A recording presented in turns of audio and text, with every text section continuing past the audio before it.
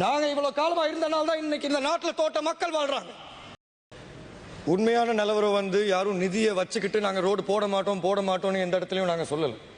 எங்களை பொறுத்த வரைக்கும் மத்திய அரசாங்கத்திலிருந்து யார் அமைச்சரா வந்தாலும் நிதி ஒதுக்கீடு இந்த அமைச்சுக்கு சரியான குறைவு.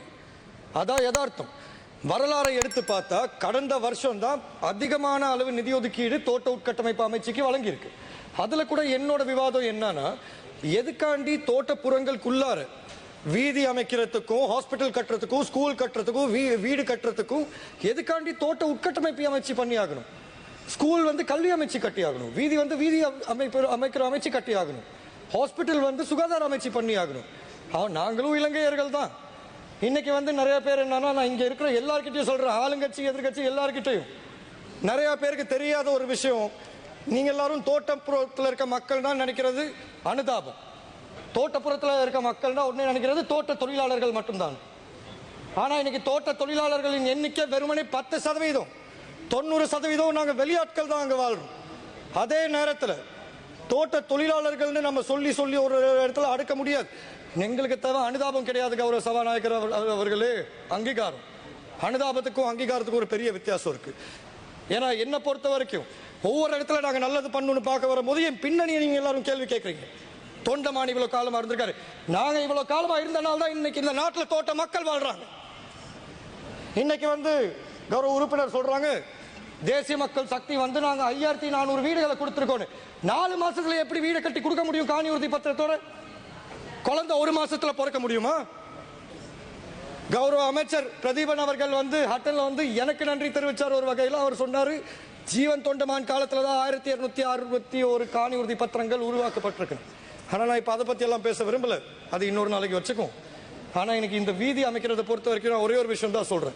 கௌரவ அமைச்சர் அங்க இருக்காரு, நான் கௌரவ அமைச்சர் கிட்ட நான் சொல்றேன், நான் முழுமையான ஒத்துழைப்பு கொடுக்குறேன். என்னால முடிஞ்ச அளவு எதிர்கட்சியில் இருக்கவங்கள்ட்ட இருந்து ஒத்துழைப்பு நாங்க வழங்குறோம். இந்த அமைச்சையை பொறுத்த வரைக்கும் நீங்க இந்த நிதி ஒதுக்கீடு அதிகரிச்சு தான் ஆகணும். நிதி ஒதுக்கீடு இல்லைன்னா வேலை செய்ய முடியாது. ஒவ்வொரு வருஷமும் 3500 மில்லியன் நிதி ஒதுக்கீடு கிடைக்குது. அந்த 3500 மில்லியன்ல வெறுமனே 500 மில்லியன் தான் ஒர்க்கிங் கேபிட்டல். ரோடு எப்படி கட்ட முடியும்?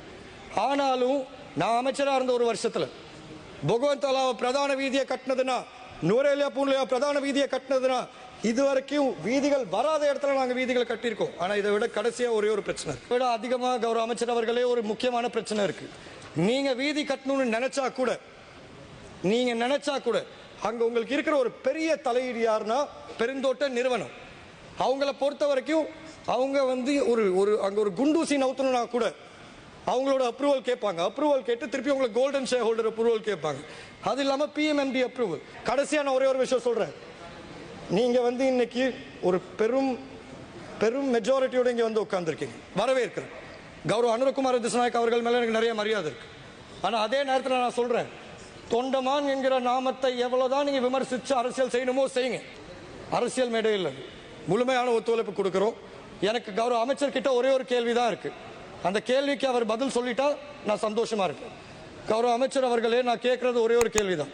மலையக மக்களை பொறுத்த வரைக்கும் அவங்களுக்கு கிடைக்கிறது மாடி வீடா, தனி வீடா, காணி உரிமையா, இல்லாட்டி அவங்களை வெளியேற்ற போறீங்களா? ஏன்னா நீங்க ஒரே ஒரு மீட்டிங்ல உட்காந்து கௌரவ பிரதி அமைச்சர் சொல்றாரு மாடி வீடு வராது, நீங்க சொல்றீங்க மாடி வீடு வரும். நாங்க காணி உரிமை வழங்குறதுக்காண்டி 3 அமைச்சரவை பத்திரம் சமர்ப்பிச்சிருக்கோம் கௌரவ அமைச்சர் அவர்களே.